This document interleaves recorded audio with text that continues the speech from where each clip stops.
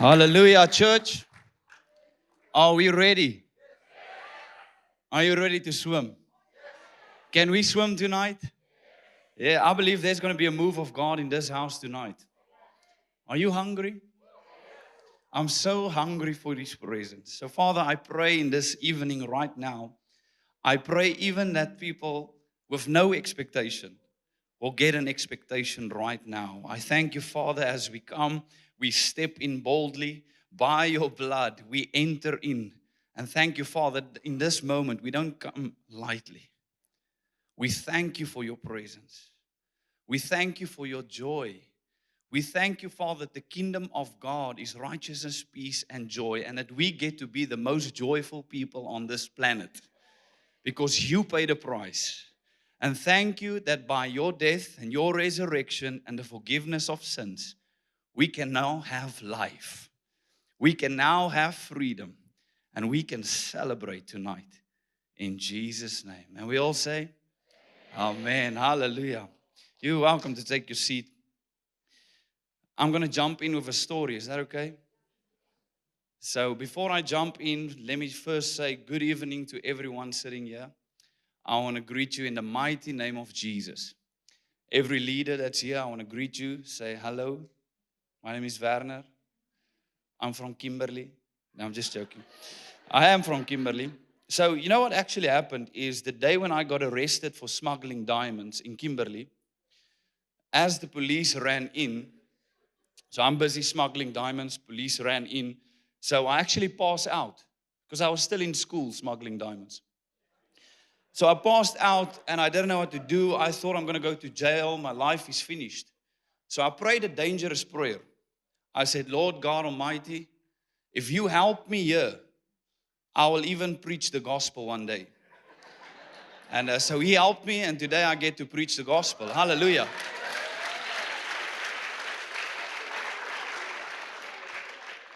It's a true story. So my dad's a pastor. And the first diamond deal that I did, I stole the offering of the church. I kind of didn't steal it. I was going to pay it back. I was first going to sell the diamonds and then make some profit and add something as well. But the first diamonds I bought were fake diamonds. So God is good. And we're thankful for His grace. In Jesus' name. Pastor Andre, you and your wife, thank you so much for this opportunity. I don't take it for granted. We didn't drive from the hotel to the church. We were singing all the way. We were just having fun. We were singing in God's presence. And I want to honor you for the hunger that you carry. And even the hunger to see the church walking in freedom. I love what your pastor always says. He says, there's more.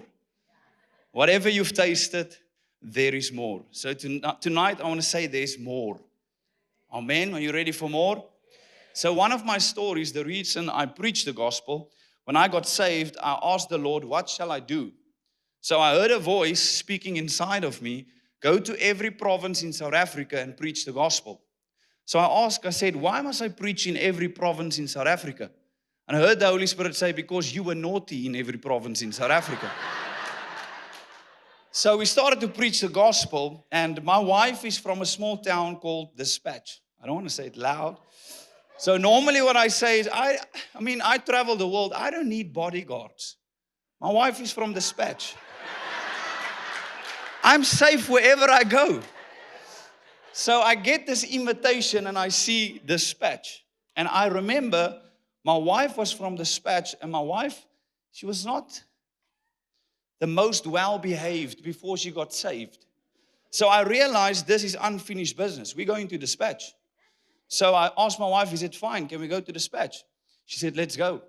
So we go to Dispatch, and just before the service, my wife comes walking up to me. She says, Werner, I need to tell you something. I said, what's happening? She says, I don't know how to say this, but you know, your mother-in-law, she's in the service. So I didn't know what to do. I was preaching, it felt like every single word coming from my mouth is being analyzed. My mother-in-law is sitting in the service. So I preached my heart out, and I didn't know, am I feeling the fear of God or am I feeling the fear of my mother-in-law sitting in the service? Eventually, the third night, something breaks out. And she's been coming every single night, which is a miracle. I'm just sharing one of the biggest miracles I've ever seen. So the Wednesday night, we baptized 47 people in that church. The last one, number 47.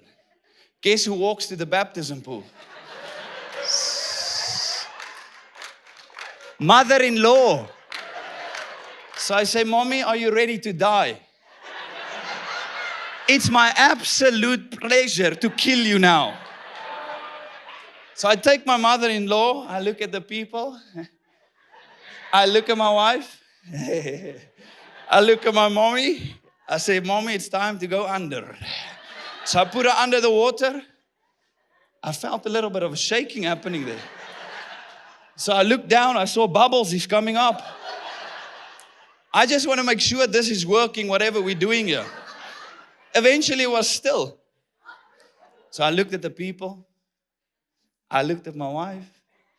I realized maybe it's time to take her out of the water. Hallelujah. What a miracle. Come on, what a mighty God we serve. I had to tell that story. Is that okay? I love my mother-in-law. I'm just joking. Relax. She's now one of my biggest fans. So a miracle took place in my presence. I'm so grateful. So tonight I want to touch on something, on two things. The first thing I want to speak about is the hunger of God. So I want to touch on the hunger of God, and then I want to touch on the fire of God. Can someone say hunger? Can someone say fire? Can someone say vuur? Van die Heilige Gees. Hallelujah. I grew up Pinkster, spring in die bad van Bethesda. I know all those things. Okay, so I want to speak about the hunger of God. I remember back then, my son now is 9 years old. And when he was born, same day he was born, me and my wife, we had an intense hunger for God. I remember we would just jump in the car and go anywhere. You know that hunger that you carry? They would call the pregnant ladies forward and I would run out just in case God wants to do something. Like, Lord, I'm here, just in case. So I remember my son being born in Bloemfontein, and we found out that there's going to be a prophet in town that specific evening. So my son is born, and the same day he was born, we went to church. So we wrap our baby, we're ready to go to church. We were just so hungry for God. I remember sitting in the service, and I look at the time, I look at my wife, I said, maybe it's time to go home now. I mean, our son has just been born the same day. So we get the baby, my son, and as we're about to walk out of the service, the prophet said, hey, where are you going? You don't leave my service. Come here. So we walk forward, and he asked us, who's this? I said, it's my son. He says, how old is your son? I said, well, he's a couple of hours. He's not even a day yet. And that prophet, he just opened it up. He started to prophesy over our boy. But that intense hunger that we had, where's that hunger? I want to speak about a hunger, and I believe when I speak this, I'm going to trust the Lord impart something to you. I'm going to trust that the Lord awakens something of the hunger of God. Amen. Are we ready? So God designed us with an unusual hunger, a hunger that we cannot control. Why did He design us with that hunger? It's so that He designed a place in us that nothing else can replace. No fame, no money, nothing can replace. The Bible says in Matthew 5, He says, blessed are those who hunger and thirst for righteousness. He doesn't say, blessed are those who are interested. He doesn't say, blessed are those who are curious. He said, blessed are those who hunger and thirst for righteousness, for they shall be filled. Someone say, shall be filled. So God won't design you with such a hunger without having the means to fulfill it. So there's an unusual, intense hunger that every single one of us carry. I mean, when you are hungry, something kicks in. When you're thirsty, it's like survival mode. Like if I don't drink water now, I'm going to die. My wife knows when I'm hungry to the point where I become angry, you call it hangry. Just get the man some food. I want to speak about hunger tonight, and I want to read from one of my favorite Psalms. I'm going to read the whole chapter. Psalm number 63, and we're going to start from verse number 1. Are you still okay? I'm telling you tonight, the fire of God is going to hit this place. This side is expectant. I can hear it. There was a manifestation of sound that came from them. I heard, amen. This side, I didn't hear anything. The hunger must still manifest into something. Some must still tell their faces that we have a reason to be joyful. I was preaching in Holland one day. So sometimes you think stuff while you preach. And I'm busy preaching and I'm thinking something, but accidentally I'm starting to say what I'm thinking. Has that ever happened with you? So my wife is sitting there with a smile, and some of the people also sitting there. And I say to them, imagine how easy it must be for you to look at me. I mean, look at me. I'm so friendly. I say, but when I look at some of you, it looks like your faces is falling off. Come on, we're in the kingdom of God. We're supposed to be the most joyful people around. Are you with me?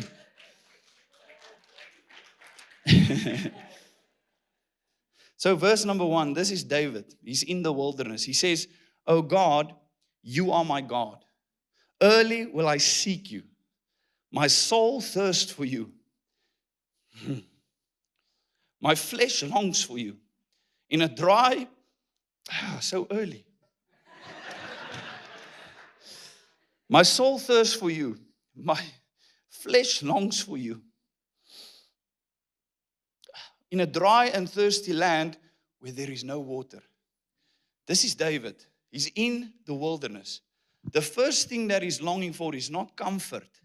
He's not just make this go away. The first thing he longs for, he says, "God, you are my God." It's a relationship. He wanted God. He was in a dry place, but he did not become dry.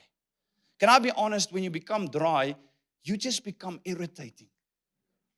There are many people, they've become dry. When you become dry, you become critical.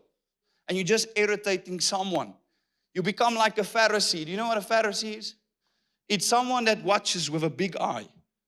A critical eye. The service was great. The worship was awesome. But, that servant, I enjoyed that service. But, come on, get back into the river of God. Verse number 2. I'm almost going to start preaching, okay? Verse number 2. "So I have looked for you in the sanctuary to see your power and your glory." David knew something. David didn't go to the sanctuary to be entertained. David didn't go for a feel-good message. David didn't go for a nice motivational speech ready for the week. He didn't go for a tick my religious box. I've been to church 4 times this month. I'm sorted. David went with an expectation to meet God. David went to see power and to see glory. Why are we coming to church? Let me say this tonight, that God is still moving in church. The only thing that changed, it's a loss of hunger and an expectation that have shifted. He said, "Lord, I need to see your power." He came with an expectation. "Lord, if you don't touch me, I'm going to touch you." Why have we come here tonight? Because we want to meet with God. Why have we come here tonight? Not to be entertained, not for a feel-good message. It's to see His glory. It's to experience the power of the living God. Hallelujah. There's an expectation. There's a hunger that has to be inside of you. I pray, Father, stir it up in us. Stir it up in us, Father, in Jesus' mighty name. To see His power and to see His glory. Hallelujah. Verse number 3. "Because your loving kindness,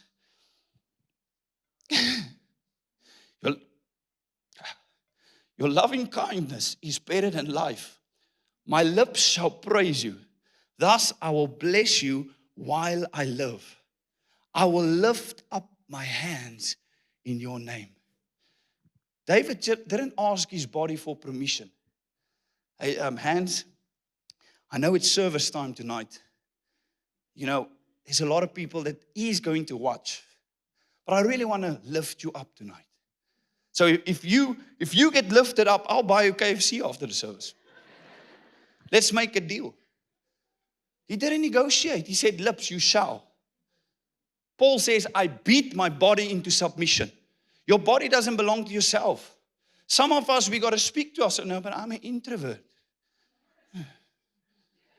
I want to see how introverted you are when I put your finger in the car's door and smack it.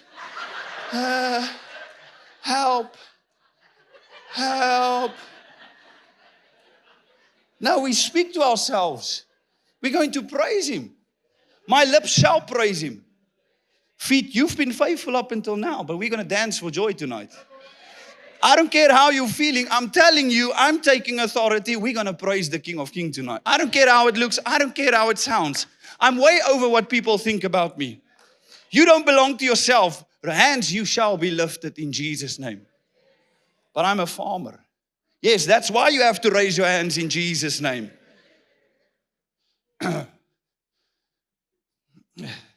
Some of the men sitting here.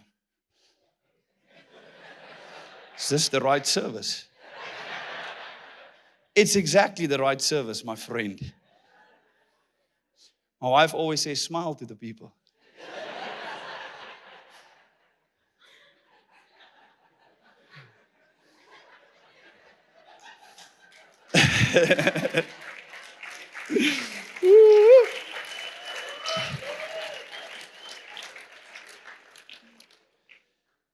Yep.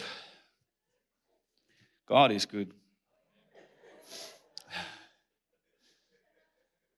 Yes, you know that let me not go there. That religious spirit always manifests in the nose.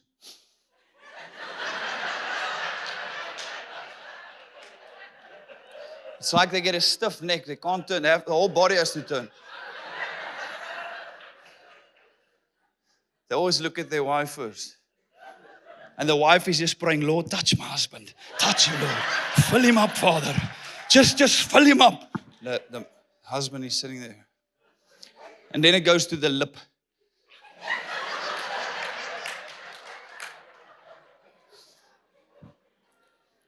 If you're feeling uncomfortable while I'm speaking, that's maybe the very thing we got to release tonight in Jesus' name. But not this church. This is a church that's free. Hallelujah. This is a church that's loud. This is a church that knows how to praise the King of Kings. This is a church on fire.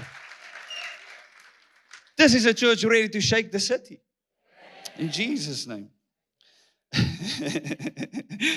Oh, verse number 5. I do not apologize ever in my life again when the Holy Spirit comes upon me. Never again. If we have to become undignified, wreck us, Lord. Fill us. Fill us, Lord. We're hungry for you. We're desperate for you. My soul shall be satisfied as with marrow and fatness.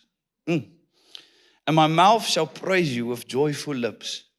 When I remember you on my bed, I meditate on you in the night watches. He says, my soul shall be satisfied. When your soul is satisfied, the noise of the world just starts to dim. All those temptations, when your soul is satisfied, you don't hear them. There's no pull from temptation. You don't even recognize it because your soul is satisfied. But David didn't just meet Jesus in the sanctuary. He didn't just meet God in the sanctuary. He took him home in his bed. He was meditating. It was not just a Sunday thing. It was a relationship, a daily living, a lifestyle of walking in God's power. We get to walk in His power daily. Amen? Because you've been my help. Therefore, in the shadow of your wings, I will rejoice. My soul follows close behind you. Your right hand upholds me. We carry the Word of God inside of us. The Bible says we have to dwell on the Word of God. The Word of God must dwell in us richly. So when the word of God is in us and he watches over his word, he upholds us. He does the heavy lifting. Are you with me? Whatever you're going to entertain is going to enter. So what you meditate on is going to drop to your heart. From your heart flows the springs of life. So what's going to come out of your mouth, the Bible says life and death is in the tongue. The Bible says call the things that does not exist as if it exists already. So you always have these people, when you're in their presence, they always speak negative. They always gossip. It's because they've been meditating on something, it has dropped to their heart and it's coming out of their mouth. And that's the atmosphere that they carry. Have you ever been in the presence of someone that carries depression? You don't need a spiritual gift to discern depression. You can see it. You can taste it. You can feel it when you enter the room. But we have to dwell on the Word of God. Then when the Word of God drops to our heart, it's going to come out of our mouth and we're going to speak things into existence. I'm the head and not the tail. I'm the righteousness of God. I'm in Christ. I'm seated in heavenly places. And then you call things that does not exist, and now you carry an atmosphere because there's life in the tongue. So be careful what you say. Amen. Let's go to verse number 11. Then I'm going to start preaching. You all still okay? Up there? But the king shall rejoice in God. Everyone who swears by him shall glory. Now listen to this. But the mouth of those who speak lies shall be stopped. There's a saying that says, where your focus goes, your energy flows. So when people, remember, when you're going to walk in the power of God, when you start carrying something, when God's fire comes upon you, when His presence comes upon you, when you say yes to Him and you start going and He's filling you, your mind is being renewed, you're being transformed. Don't think people are going to like it. There's certain people that are going to be jealous. There's certain people that might be intimidated. There's certain people that will just be rude and say things about you. So when you hear the lies, the moment you start focusing on what they're saying, you lose the hunger. But when you stay hungry and you forget about what the world is saying, sometimes your family members are saying, when you focus on Him and you preserve that hunger and you keep the hunger going, then He says, I will stop them. I will silence those lies. You don't even have to concentrate there. You don't even have to focus there. You just keep on going. He will take care of it. Nowadays, we have these extra offices. Apostle, prophet, teacher, evangelist, pastor. And then there's another one. All of a sudden, out of the middle of nowhere, there's another office that was just released. The Great Exposer.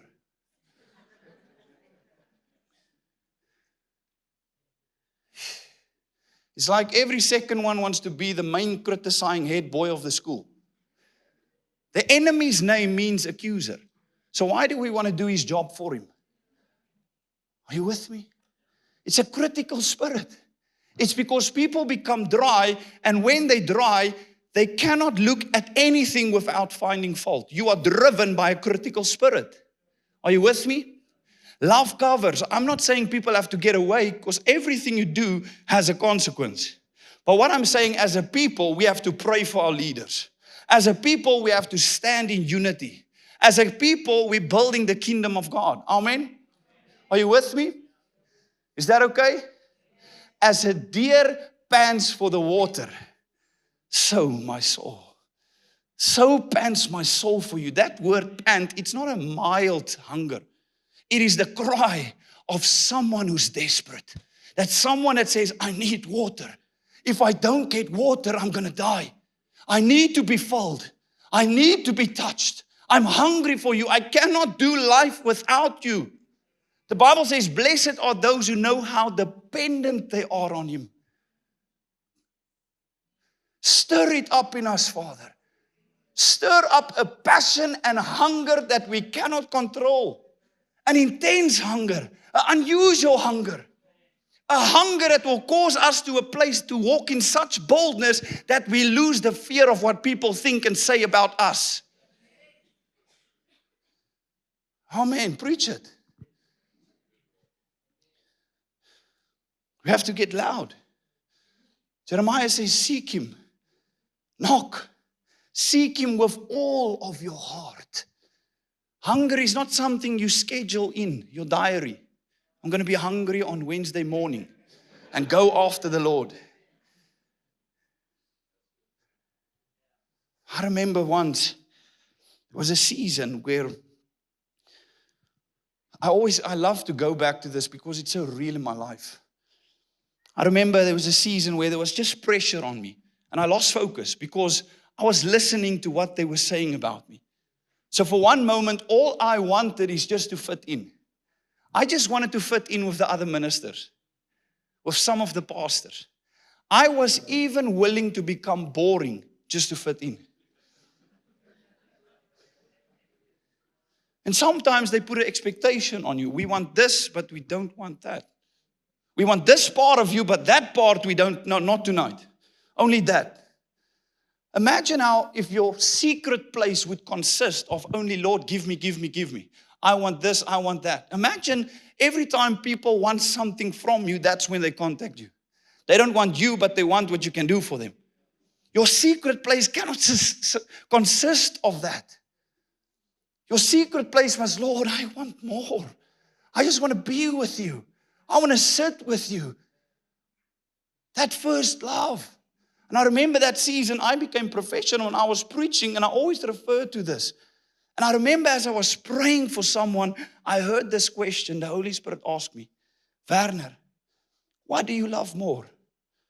Preaching or my presence?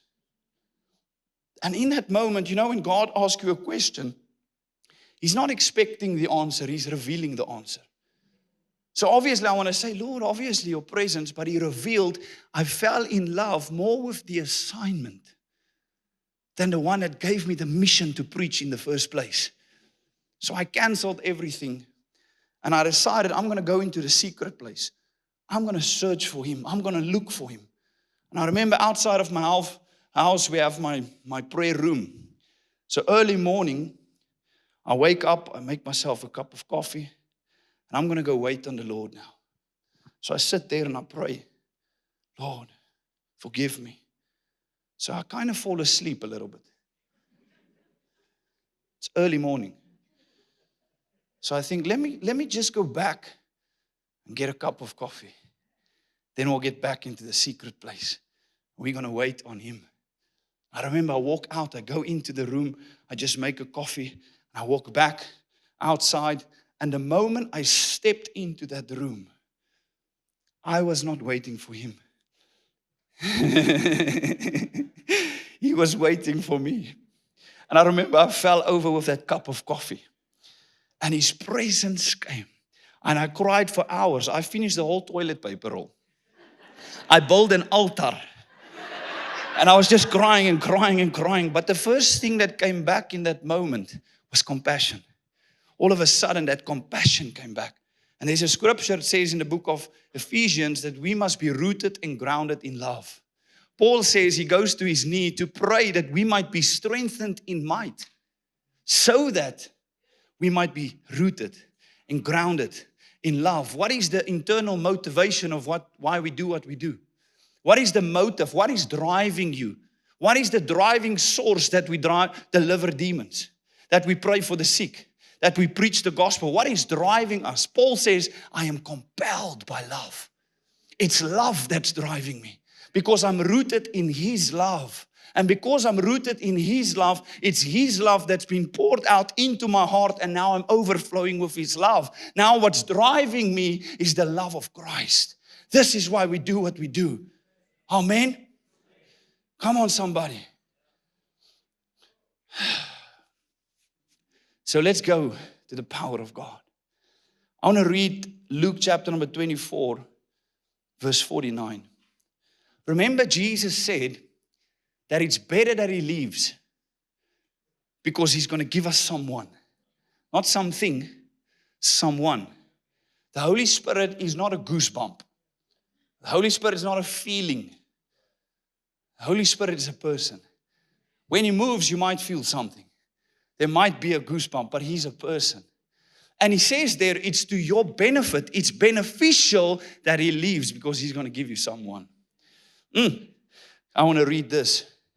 Behold, I send the promise of my Father upon you, but tarry in the city of Jerusalem until you are endued with power. Someone say power. Let me read that again. Behold, I send you the promise of my Father upon you, but tarry in the city of Jerusalem until you are endued with power. So let me say something, listen carefully. In this moment, Jesus already died. In this moment, he has already risen. He already revealed himself to the disciples, and still he tells them, wait. They've seen signs, wonders, miracles. They've seen the sick healed. They've seen people being set free. And still he says, wait for the power. Let me say,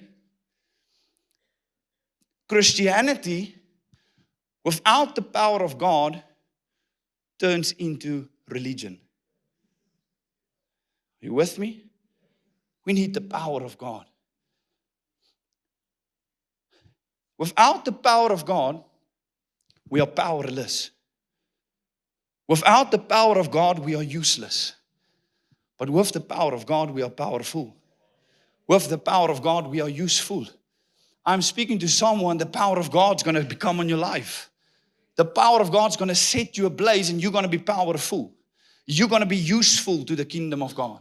Amen? The Bible says in the last days there will be many that have the form of godliness, but they will deny the power.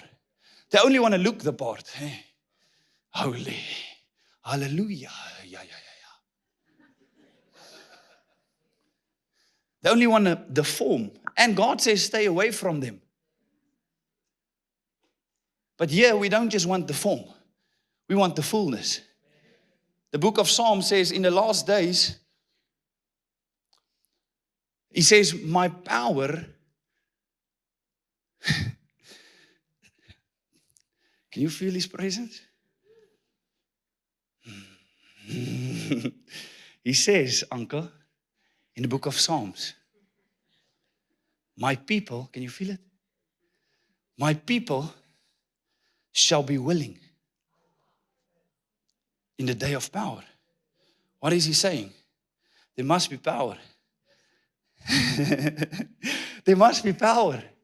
There must be a demonstration of power. There must be something visible of the power of God so that people will become willing. They must see something. They must taste something. Something must be released or manifested so that the world can see it. I'm willing. I want some of that. I want a part of that. It's Paul that says, when I come to you, I don't come with enticing and persuasive words, but when I come with the power and demonstration of the Spirit of God, so that your faith will not be in the enticing words, the persuasive words, that your faith will be in the power and the demonstration of the Holy Spirit of God. Paul is the one that says, the kingdom of God is not just talking. It's not just in words, but it's in power and demonstration. It's by living in God's power. We get to live in His power. I mean, look at Peter. He was walking past and people was getting healed. Why? Because he had a lifestyle. They studied his lifestyle. They knew he's going to come past here because he's going to go pray at the temple. His lifestyle was speaking on his behalf. Paul says, follow me as I follow Christ. He had such confidence in who he was in Christ, that he said, look at me, you're going to see Christ. Look at me, you're going to feel His power. Look at me, you're going to have an encounter with Jesus. I'm looking at people that say, I'm ready to carry the fire of God. People that are on fire of God doesn't have to say, I'm on fire. They just have to burn. People must know you by your fruit, by your fire, not by what you market yourself to be on Facebook. People that are on fire cannot help themselves. Something is burning. Something is awakened. There's a restlessness on someone that carries power. The job is not done yet. We have to do more. There is more. We're not finished yet. There's still souls that has to be won, and we carry the answer. It's our job. I'm preaching louder, so you have to say amen louder. Amen. Thank you. So the first thing I want to say to you quickly, and then we're going to go into a direction. Pastor, it's Saturday evening. Am I allowed to take this off? Hallelujah. Whew. It's getting hot in here. Fire of God. Come on, somebody.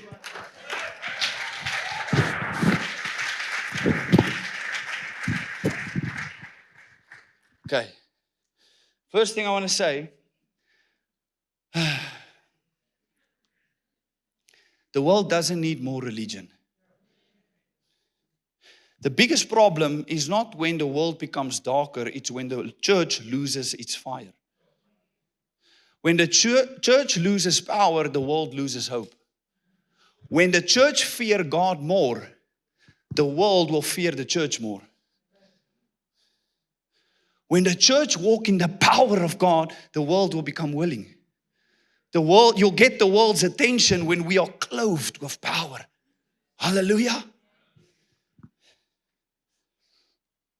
The disciples had information. Information is easily accessible today by the tip of your fingers. They knew the stories. They knew the scriptures. But he still said, wait for something. Wait for the power. Don't preach yet. Jesus was saying to them, information without power will not transform you. People are not looking for more sermons. They're looking for encounters. I love to say this. I always say that this generation is not starving for more information. This generation is starving for a demonstration. The kingdom of God is not just a nice get-together, a social club. It's a total takeover of the Holy Spirit and fire in and through the believer's life on earth as it is in heaven. It's no longer I that live, but Christ that lives inside of me. We don't live from earth to heaven. We live from heaven to earth. We've been sent here. We're in the world, but we're not from this world. That means we've got a job to do. Are you with me? The very reason you're sitting here, there's a breath in your lung and your heart is beating, it means your job's not finished yet. There's something so authentic that you carry inside of you. God has placed His glory in you. The enemy is not scared of your house and your car. He's scared of your calling. He's scared of the anointing on that calling. He's scared of your obedience, that when you start stepping into the things of God, you're going to become a mover and a shaker. You're going to become a threat. Peter and John became a threat when they healed the lame beggar in Acts chapter number 3. Acts chapter number 4, the council wanted to arrest them. What must we do with them? Because they became a threat. The miracle has been done. What are we going to do with these guys? In other words, they became a problem. Ek wil hê my lewe moet 'n probleem wees. I want my life to be a problem. I want to be the biggest problem. Problem. Probleme. Wherever he goes, there's a problem for the kingdom of darkness. What shall we do with him? He doesn't fit the mold. Religion ain't enough for him. They've tasted too much. They've seen too much. They've been introduced to too much. They're walking in freedom. They've become a threat. Come on, it's our privilege to destroy the kingdom of darkness, to destroy the works of the enemy. It is our job description to take territory in Jesus' name. We're not here to sit and wait for something to happen. No, we're movers and shakers. He says, endure. Take territory. Until I come, take over. Ons het 'n werk om te doen, oom. Jy kyk my so aan. Sulke groot oë. There's a job to be done.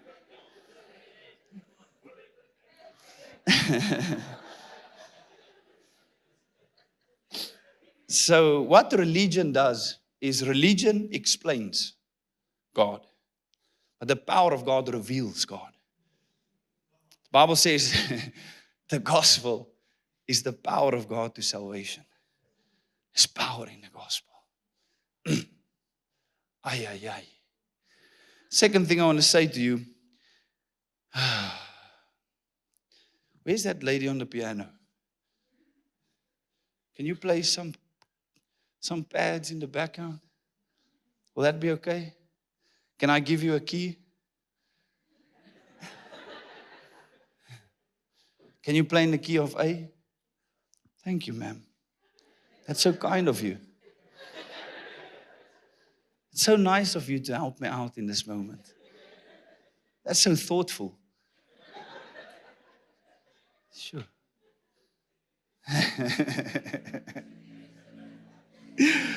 Ooh, I didn't think I'll get so under the influence so early in the evening. Don't get drunk of wine.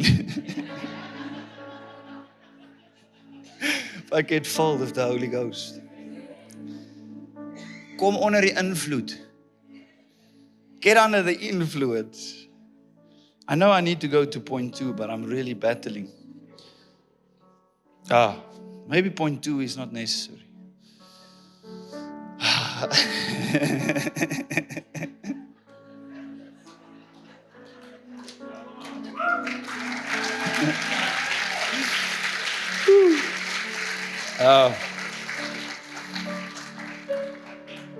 We love you, Lord.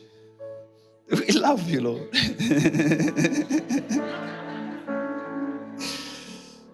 We love you. You're so worthy.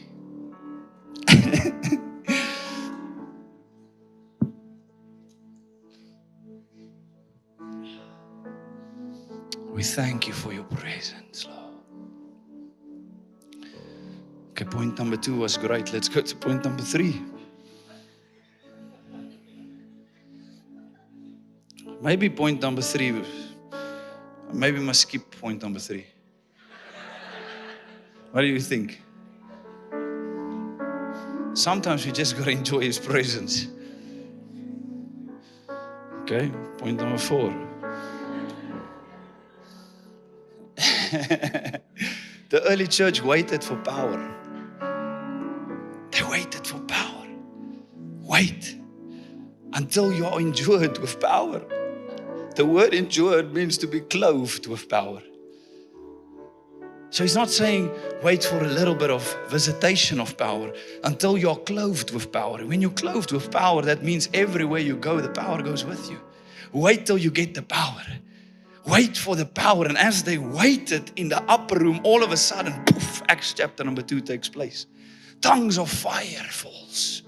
The Holy Spirit fills them up. The promise comes.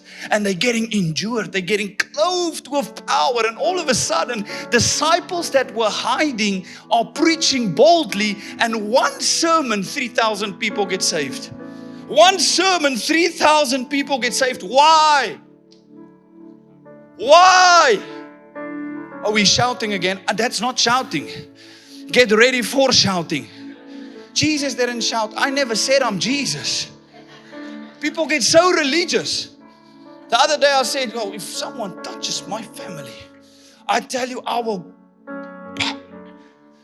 But Jesus would never do that. Jesus never had a wife and 2 kids.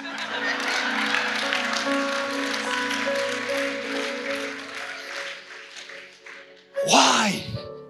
Because power came. Power came. All this laughing. The kingdom of God is righteousness, peace, and joy. So I was not that good in maths in my school, but if we go 1, 2, 3, kingdom of God, righteousness, peace, joy, if we take away joy, we take away 1/3 of the kingdom.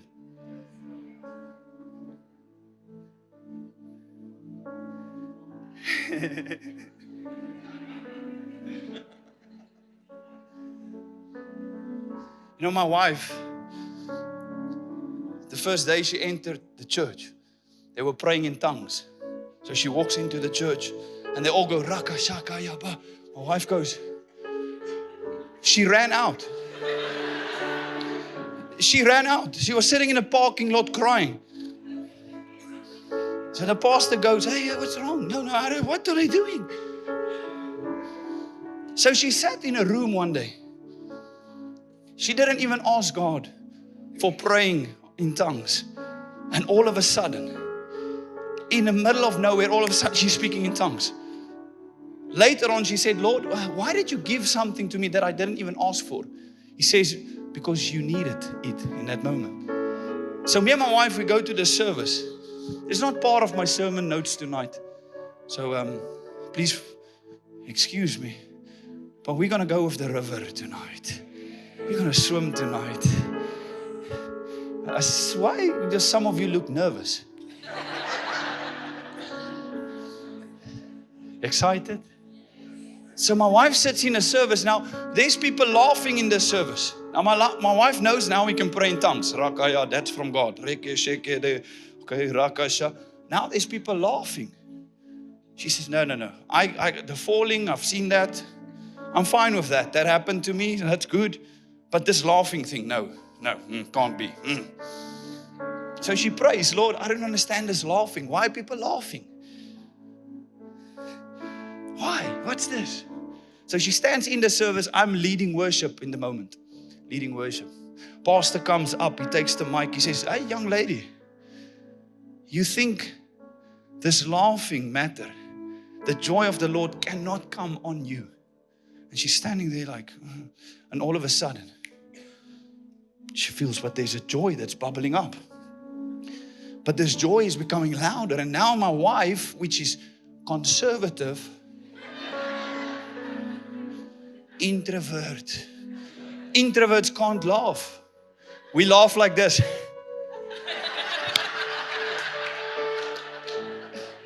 Now my wife is making sounds. And the book of Psalms speaks about unspeakable. It speaks about shouts of joy. There's a place where people laugh so much and they're starting to shout. You don't know, are you shouting or are you laughing? Shouts of joy. And my wife is shouting. I'm standing here just, Lord, that's awesome.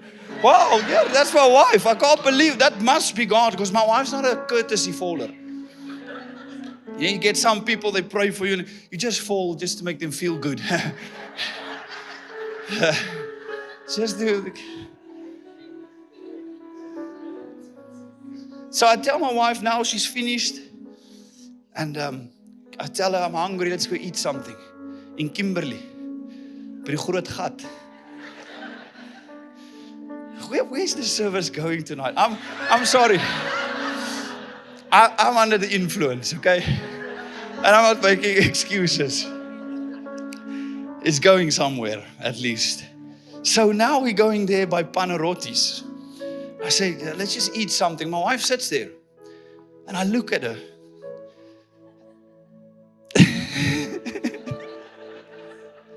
And I say, Chantel, can you believe what happened to you tonight? And when I asked her that question, it was like out of the middle of nowhere. Poof! That joy came on her again. She's starting to laugh. We're in Panarottis. Eventually, she's lying on the table like this, hitting the table. Ha! Ha! Now, eventually, I'm sitting there. Everyone's looking at me. Can't you look after your wife? She's hanging there, laughing and laughing and laughing. I say, just give us takeaways, please. It's a true story. I'm carrying my wife out of Panarottis. I've got the pizza in the hand and my wife is laughing. It's like, oh, we're going to make the newspapers. That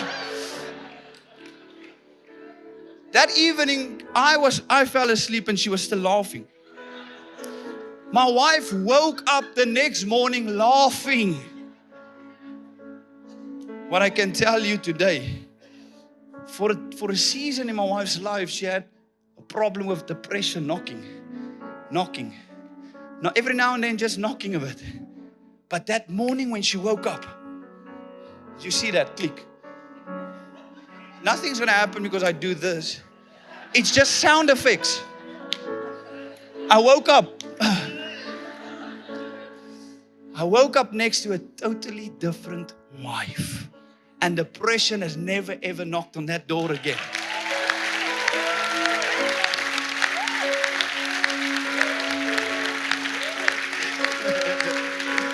That joy, I can feel it.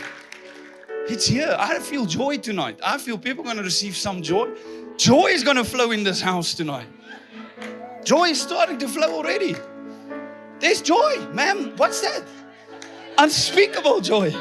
Unspeakable joy. Fire. Come on.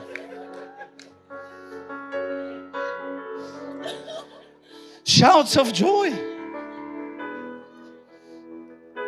Sorry. Your coffee. Oh, hallelujah.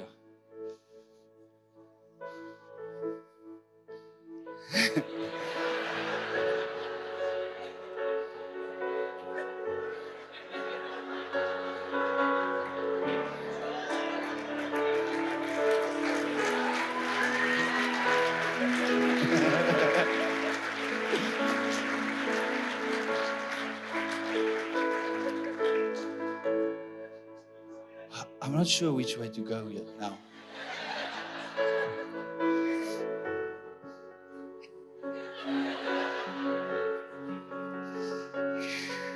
I just feel His presence. You know what? So one day, we had a crusade in Groblershoop. So, oh, Lord, we love you. Yeah, I'm sorry. I'm just going to go anywhere. Tannie, kan ek maar enigiets sê? Ek wil net nie in die moeilikheid kom nie. So, I think it's because there's so much freedom that I feel I'm allowed to just do whatever. Pastor. So we have a crusade, and so the first night there was like 10 people. And so at least there was a lady that had a stroke. So we could pray for someone that was sick. At least. So at the end of the service, who's sick? Okay, there's one. So she got healed that night. And because she got healed, the next night the tent was full. Second night. Hallelujah. So now I'm preaching the gospel. I'm in the zone, going, preaching the gospel. And I've got a small baptism pool. And we had to drive and get water just to fill this thing up. Because there was no water around for some reason. So we had to make a plan, get it filled. And I'm preaching to the people in the community of Groblershoop, where I think there's never ever been a crusade. And I'm preaching my heart out. I say, tomorrow night, we're going to have a baptism service. And I just explained to them in a short sentence or 2 or 3 or 4, this is what happens when you get baptized. This is why you have to get baptized. I said, tomorrow night, we're going to have a baptism service. And while I'm explaining what happens when you get baptized, out of the middle of nowhere from the back comes a man running. He takes off his shirt. It's a true story, ma'am. Forgive me for what I'm about to say. He takes down his pants. He's running to the baptism pool. I'm standing. I said, tomorrow night. The man jumps into the baptism pool. And all of a sudden, I'm religious. Like, I don't know what to do. I become religious. Lord, I don't know what to do now. Help me. I never seen an example of this in the scripture that I can at least refer back to. So I have to think fast. I look at my wife. Maybe I must just take him out to make it legal. Like, in Jesus' name. He's in his underpants. So I take him out, Jesus' name, and he starts manifesting demons. And I'm like, whoa, what's happening? So we get the demons out in that moment, and all of a sudden, everyone in that tent starts rushing to the baptism pool. It's a small pool. There's not a lot of water. They're running. It's chaos. I don't know what to do. I'm saying, can we have order? No order. They run to the water. So we are a team of 5 or 6 people. They've never casted out demons. So now every second one that comes out of the water is manifesting. So I just throw them this way. Like, manifest, throw them. Now my wife, she said, what must I do? There's 3 or 4. I just say, out in Jesus' name. Out, out, out, out, out. We have this little girl with us, 14 years old. She's shouting, out, out, out. It was chaos, but God moved. It was chaos. Then it came back a month later. We got contacted by the police. The crime rate went down visibly.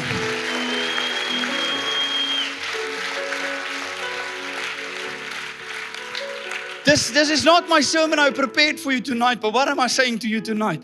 It took one man that said, I am not waiting for tomorrow night. I heard it.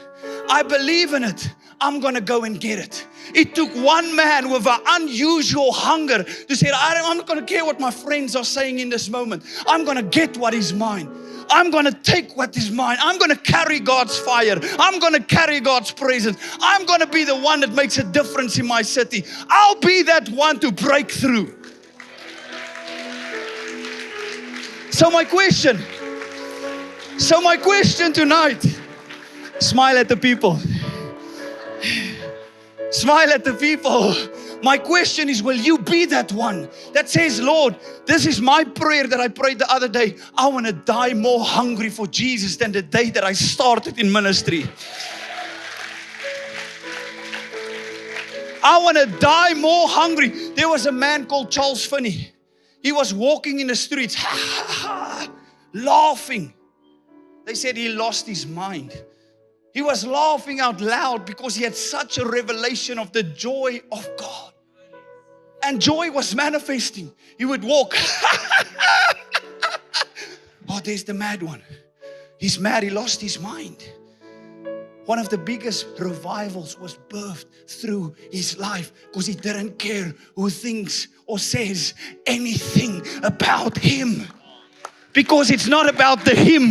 It's not about the man of God. It's not about the big stature. Look at me. It's about the saint becoming the show. The saints showing off with signs, wonders, and miracles. Walking in the power of God.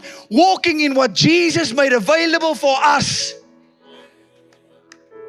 The problem is the time of the one-man show is not over.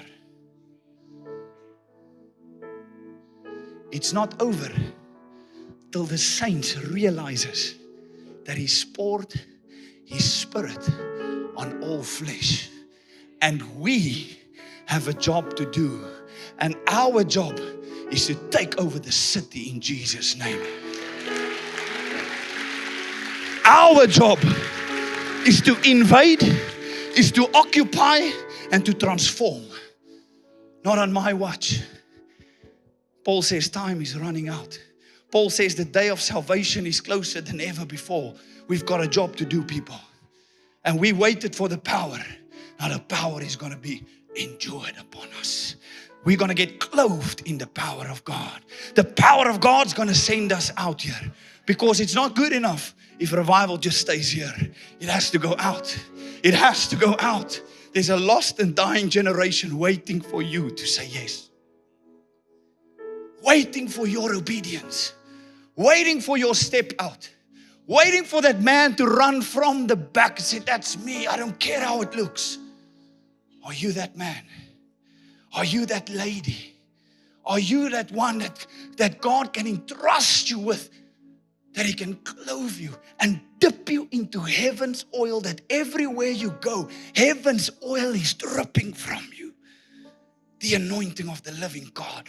I pray that God will mark people with an unusual presence, with the anointing that breaks yokes. How God anointed Jesus of Nazareth with the Holy Spirit and power. And Jesus went to do good.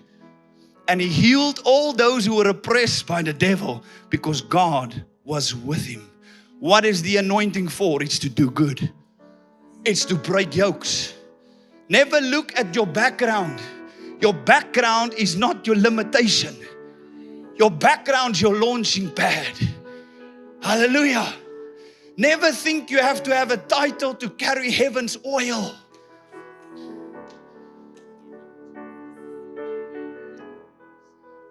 Jesus was born in a manger, not a mansion. Jesus walked on dusty roads, not red carpets. But he carried the anointing. He carried the power.